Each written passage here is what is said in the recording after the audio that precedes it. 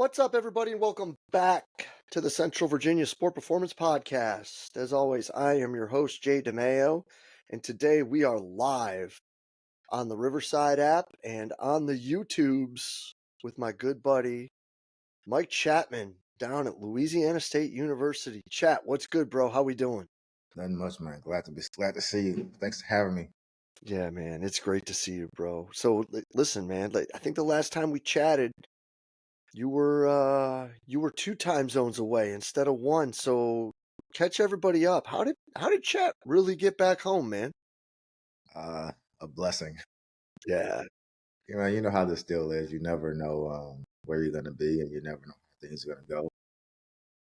But I think me getting back here is a wild story. I don't know what happened prior to me getting here, but I got contacted for the opening by someone that I just treated well, as kind of befriended over time, and it kind of all worked out. It kind of always makes you feel good when you know treating people the right way pays off. And this is me getting here is just a story of mistreating people the right way and it all working out at the end.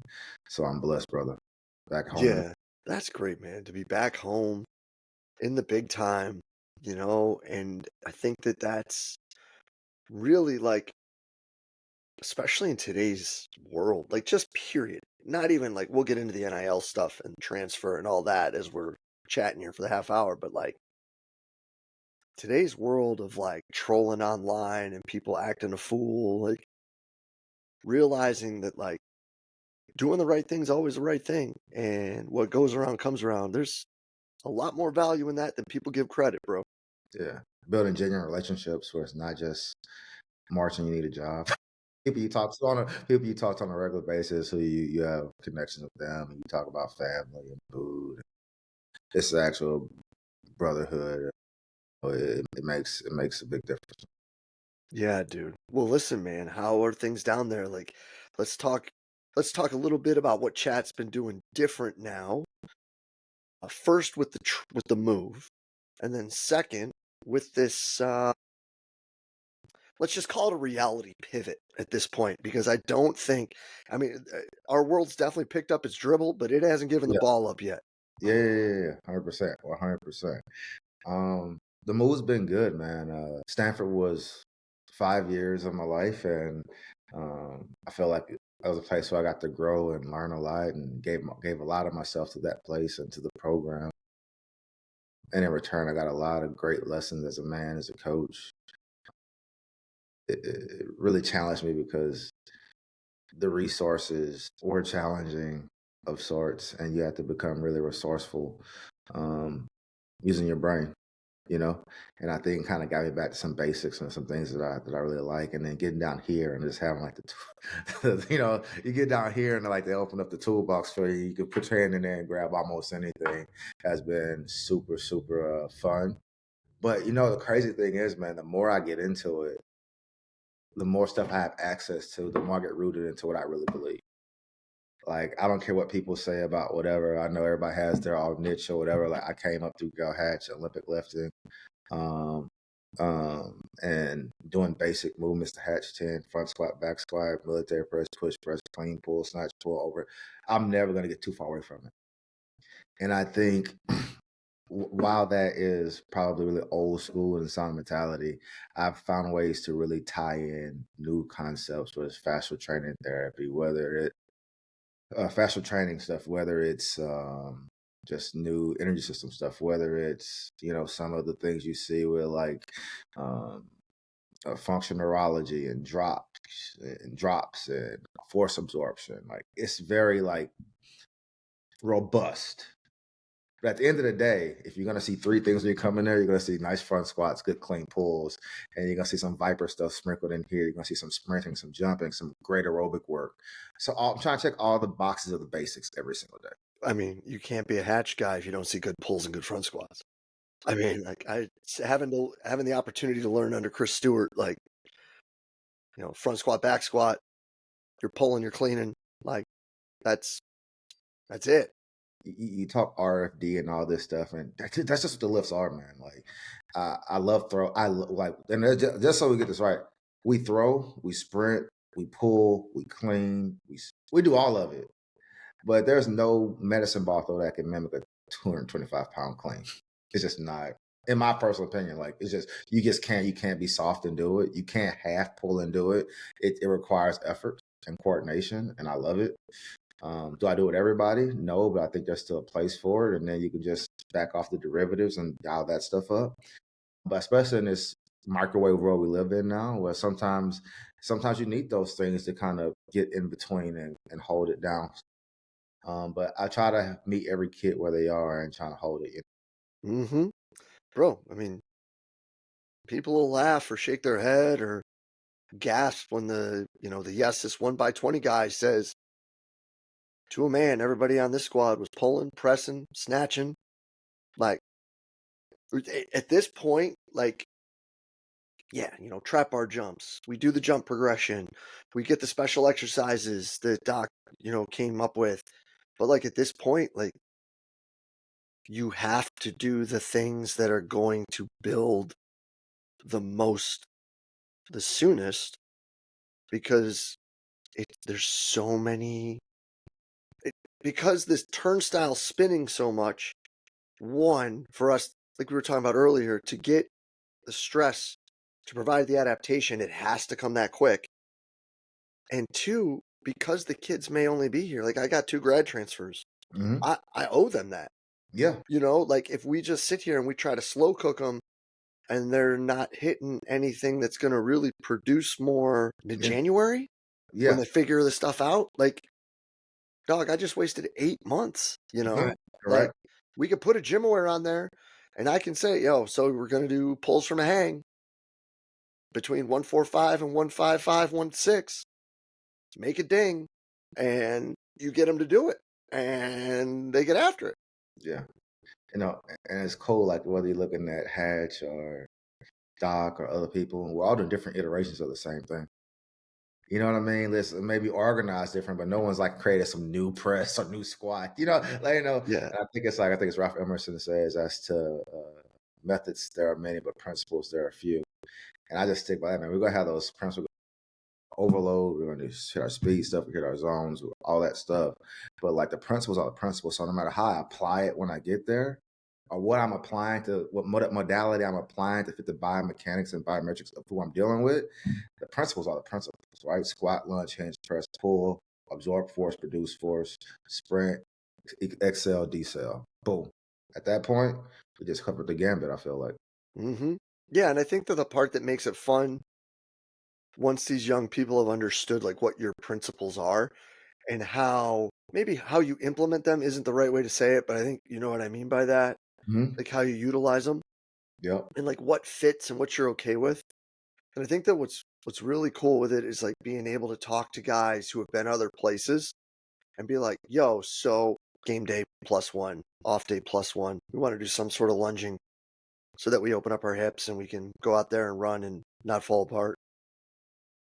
These are the 4 we've done. Is there anything you've done in the past that you like better? Like, how can we work it in there? Because like at the end of the day, it's the same thing, just holding something different or sinking a little different. Or man, if they're gonna buy in even more because you're listening to them, sell, sell, sell, man. Autonomy is a strong, a powerful thing. And I'll tell you this, man, like even with like this ever changing rosters year to year, one of the cool things is I learned something from every one of our transfers. Mm-hmm. Something they've done in their career. Because the first day I get them, we sit down, do an eval, and then we just sit down, we talk, man. What's your training experience? Like, you like it, you hate it, what's it been, what have you done, all this type of stuff. Within every conversation, I can say I've always come back with one thing, like, I like that, I'm still on that. I may do an iteration of it, whatever, but like there's always one thing I never thought about that way. There's some great minds around this country and this deal. Your logo doesn't dictate your how good you are at your job. And so, there's some great people that people don't have no clue who they are. And I want to learn from everybody. Mm-hmm. Yeah, and I think especially too, like when you get guys who transfer up, Hmm. you can make the assumption, albeit it's a big one, that like they did some developing, you know? Like when we get guys who move up leagues, or like we've got a guy who climbed from JUCO to there was a stop before the WCC, and now he's here. I mean, you could say the WCC and the A10 are pretty on par. But like this is a young man who has gone up, up, up. You know, we got another guy who has spent spots at what people would call low majors, but like has worked his way up, and it's like they've done something to develop. You know, Right. like Right. they've done something to get to where they're going. Maybe listen to the things that have been working so you can build upon them. You know, It's interesting, the further I get in this field, the more open I get to new things. And I remember the mentors I've learned from, like, never trust people who speak in absolutes, never see who have all the answers. And I think as I get further and further, as cliche as it sounds, I have less and less answers and more questions. And the questions lead me to new paths where I get to explore and figure out new things. And I think that's the beauty of it. Like, I was at Stanford for 5 seasons. When my second season here, I don't think I've done the same thing in the summer yet. That's to me. But like, I keep learning new stuff and keep evolving. Like, obviously the basics are the basics, but I just keep tinkering and figuring out this and that, and then going from the Pac-12 to the SEC, big difference in conference there. So you got me all these little adjustments and concessions, and it's been really cool, man. It's been really cool. how much of your stuff from Towson is still with you though? Oh man, everything. Like I will never change who I am and what I do just because of somewhere I am. But I've always been told, don't stop doing the things that got you there. When you start chasing rabbits from left to right, I'm gonna try this and try this. Saw this podcast. That's all cool, but you know what the people aren't doing? Working with your population. So hey, man, like I was born and raised in an Olympic gym.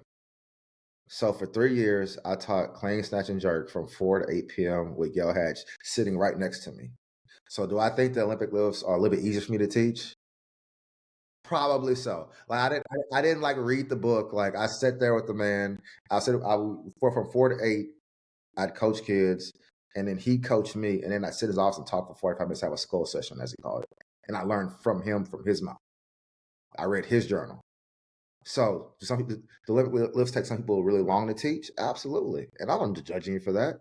We all have different skill sets, right? I didn't start off in certain, like some things I had to really learn and work at, right? So, I mean, all those things are with me. I just think now I have more tools in the box to adjust to what's needed. So if I don't want to Olympic, if I can throw it out and put something else in. If I don't want to squat, put this on. I'm not married to exercise. I'm not married to a method. I'm married to getting guys better because that's how we, number one, build buy-in with our athletes, but number two, how we justify and hold our jobs. Yeah. Like it'd be cool for me to go and say, yeah, he's clearing from 95 pounds to 135. They don't care about that stuff. They don't care about their force plate numbers. They don't care about all this other stuff like how much force they produce or absorb. All the coach wants to know is, are they available? Are they strong? Can we do our jobs? My job is to make sure I have them ready to do their jobs.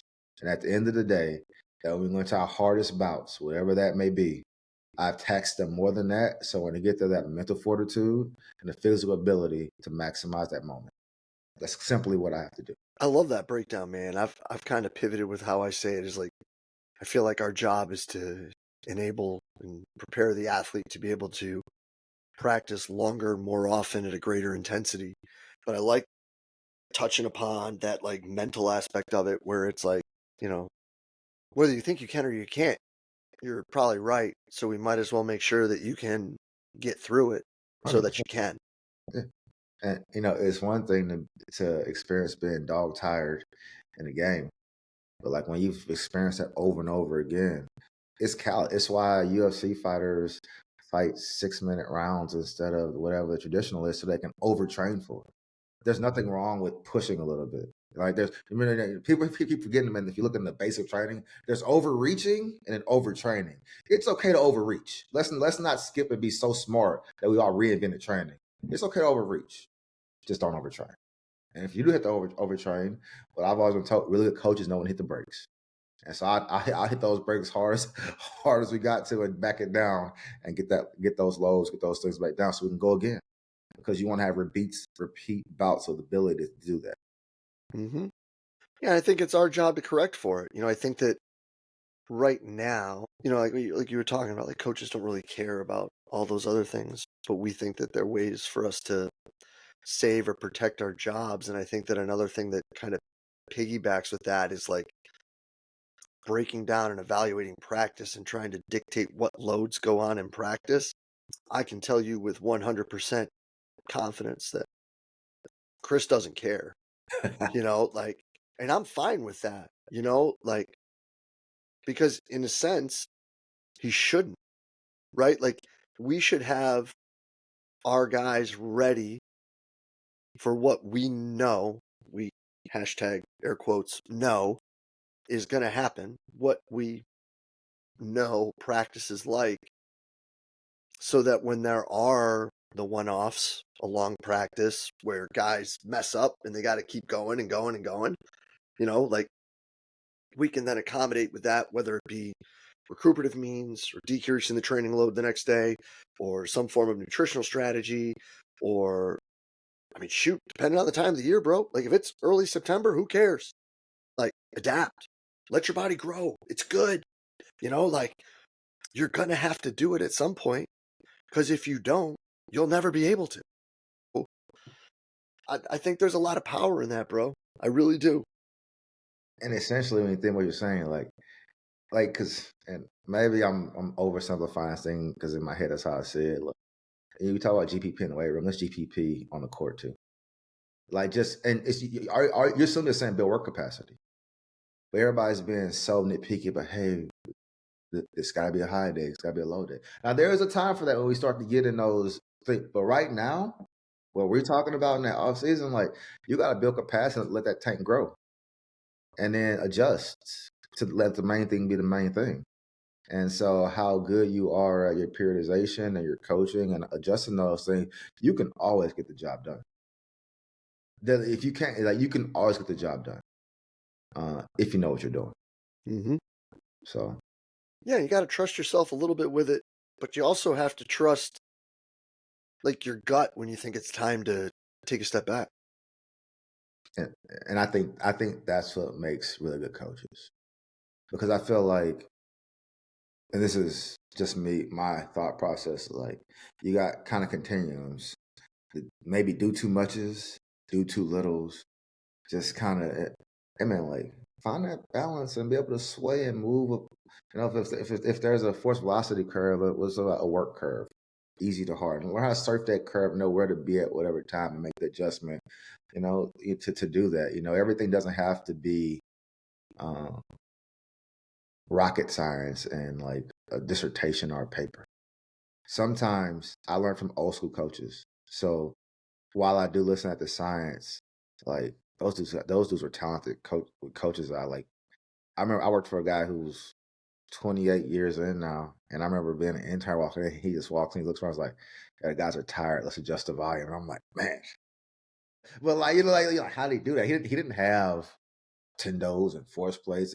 He could look at the temperature of his room and know his guys so well to be like, and that's what I aspire. But he could also stand in the middle of the room and literally do this, and the whole room, the energy just like cranked up. He had that much control of a room, and I envy that.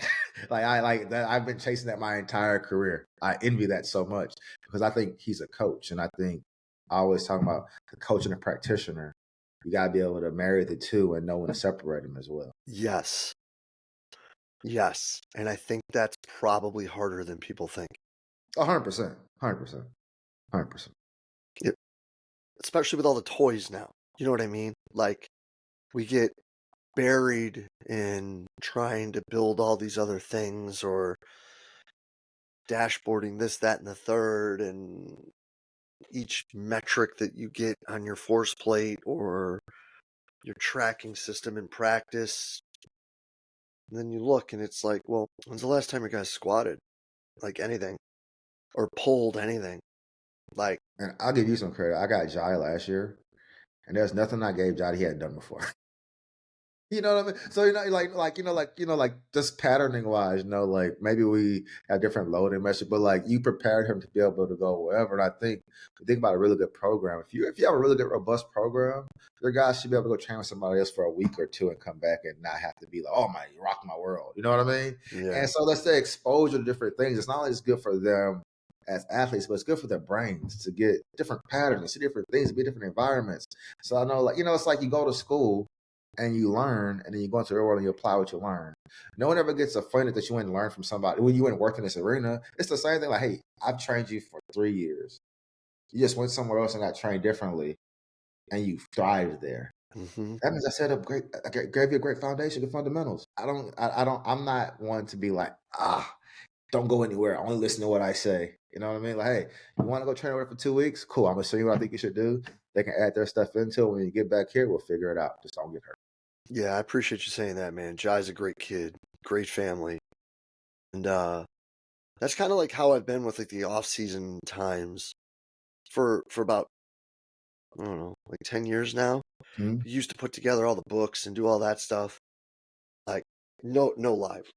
I walked into our locker room one day. I'm probably gonna get mad talking about it. And there were like 11 of like 14 books Yeah, I believe that. in the locker room. I And I'm believe just like, this took me 2 months.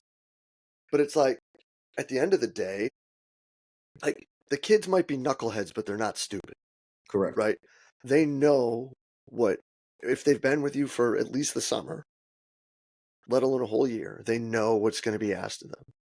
So if they go home and do what they've always done with the people they've always worked with, as long as they know what they're getting back into, who cares? Like, that's what I tell them all the time. Like, well, what should I do at home? Like, oh, whatever you want. Like, you don't have to listen to me yelling at you anymore. So go have fun with it. Like, I'm going to be in your ear for the next 8 months. Yeah. So if you want to go do something else, knock yourself out, bro. Love every second of it. It's always cool. Like, I still give them the packets and try to keep them, but man, like, as much as I can get them out to a place where they're comfortable, because I think there's a mental, psychological thing to this too. Decompressing, being a part of something new, and then coming back. Yeah. It's it's been really good. But yeah, man, like, Jai is something else, man. I just hope he can get, over the hump here with this little Yeah. knock he's dealing with. Yeah. I got to get your best Jai Bailey story. So we play Texas. Yes. All right. Yes. We I play know Texas. exactly what you're talking about right now. I am fired up right now. He goes in. I guess it was a former teammate he dunked on. That was the first play of the game. He like punches it on him. Dude, he murked the cat. I'm like, see, you're in here with this little baby bunny bounce being soft. Like, where's this been the whole time? I'm waiting for this. He just like looks at me and starts laughing. I'm like, hey, I don't know who this guy is today, but the guys who yesterday, I want him back. I don't want old Jive. I want new Jive. I don't want that. I don't want that guy ever to come back in this building. I want the guy who just dunked on him. But yeah, he's a great kid, man. He's a great kid. Bro, mine's almost identical. I think we were playing Siena. And like, always been a kid that you could just root for. Like he did the right thing. Again, good family and tried hard. Just had been kind of down and out in his luck. Yeah. Cat comes down the lane and just like destroys some kid. Mm-hmm. And like, it's like, and one media timeout. I run out to midcourt and I was blacked out. I was so fired up for the kid. I like bumped him. He took like 5 steps back. Our PA or our radio guy you could hear both of them start laughing Yeah. on the call. They're like, there's nobody more fired up right now than strength coach Jay DeMayo. I'm dying. But yeah, dude, like, I don't think people that aren't in it understand like the power and the connection and just the almost relief of those like aha moments when they show what we see, 100%. Because it's interesting, like, especially in the time of year we're in right now in college basketball. Like, we're in the in preseasons in and getting back into it. These coaches just spend every day micro analyzing every moment these kids are making. Everybody thinks they're either really bad or really good or whatever. And like we've been with them probably for another 3 months when they haven't been around. So all the stuff that we've been telling them for months they didn't listen to, they're finally getting to see. Like I told you, it's gonna have an issue with this. Like okay, and when you see them like start to like get to that point and like the things you're trying to teach start to kind of sink in, they start to get there, and it's such a rewarding moment. And that's one of the hard things of transfer portal because you sometimes you get to miss that moment with those guys. And sometimes you may work on it in year one and they're gone in year two and they may get it in year two. But whereas we used to see it then, now we have to watch from afar. Yeah. But it's cool because like I think Jai's a story of like what the transfer portal is about. Kind of built himself, made it to a high level, did well. But you're right, man. Like just that connection that you get with those kids and seeing them through and seeing them accomplish things that sometimes they don't. Sometimes we believe in kids more than they believe in themselves, and it's such a powerful thing because everybody gets on these podcasts and these things. They spend all this time talking about someone all super smart and all sciencey and their theory on this, and I believe that. Nothing matters more than the player. I spend a ton of time studying this craft. But there's nothing more I care about than this play. If you told me I have to read a book to become the smartest coach ever, or find out how to impact this kid the most, wherever, I want to spend more time impacting that kid because if I impact the kid the right way, he's going to work so hard for me. But you spent 70 hours studying to do it, he's going to give me that just out of pure effort. Because if you work hard enough, you're going to get better. Work hard enough with the right stuff, which I'm going to give you, you're going to get a lot better. And so, I don't mean to always sound so simple. I think it's like, well, I mean, it is. It really is, man. It really, truly is to me. I think the grayer we get, bro, the more that we can see the forest through the trees, and it's like it is like there is something to that. And we're getting to this point where people are like doing all these different things, like man, like join my mentorship or buy my this or do my that, and that's great that people are monetizing, 100%. But I have a hard time personally, Mike Chatman, taking away from my kids. I have a hard time with that. I have a hard time when you get an intern and they can tell you every metric on force plate, but they can't get guys to put their toes on the line. That still matters. It still matters. How about be able to do both? And so, man, I really love coaching, man. Like I've been doing this year 12.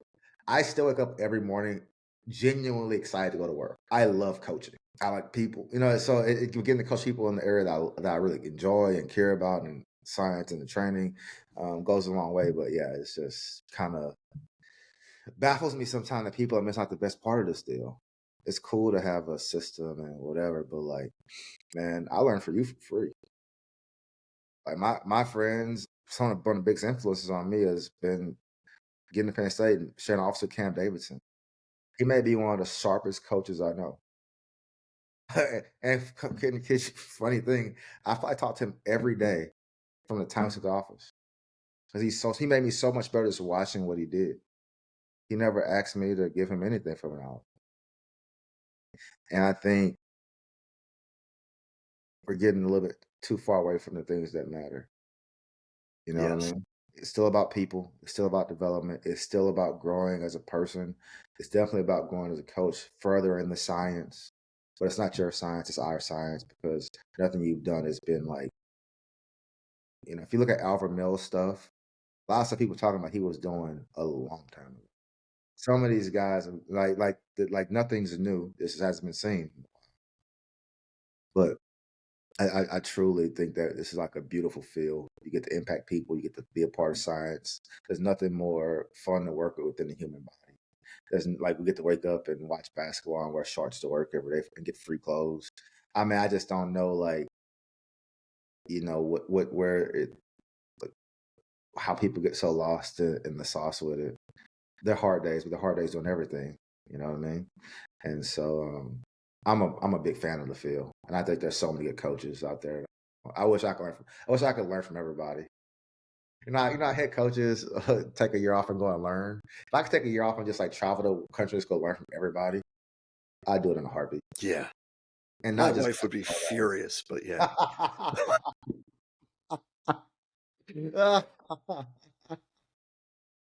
Yeah, yeah, and not just some basketball guys, man, like hockey guys, lacrosse, soccer, wrestling, baseball. Everybody has something you can use. So like the specificity of it and learning how to cross train and learn different things. Like for me, a lot of my energy system development, I do stuff I do comes from working hockey.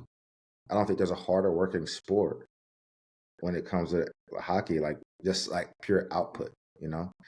I think swimming gave me and track gave me a different look at different things. Um, yeah, man, yeah, I can't say enough positive stuff about the field and all the good coaches we got from Division 3 to Division 1 all around this country and the other countries too. Some Mhm. of your guys are killing it too. Yeah, man. Well, listen, dude, let me get you out of here on this then. Yeah. Each week, I'm asking who people want to hear from next.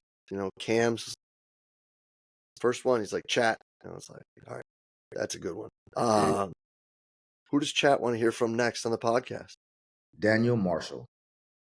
Yes. Okay, Marsh. Yeah, dude. Another A10 guy. I love it. Marsh, I'm going to hit you up tonight, bro. Yes. That's a great call. That Yes, is a sir. great call.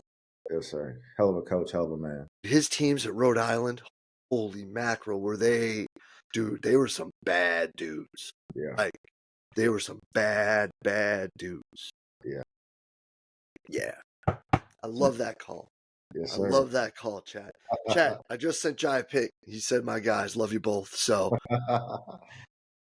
couldn't end on a better note there, buddy. Thank you so much for your time, Chat. We'll be in touch real soon, brother. All right, man. Appreciate it. Yeah, man. Cheers. We'll see ya.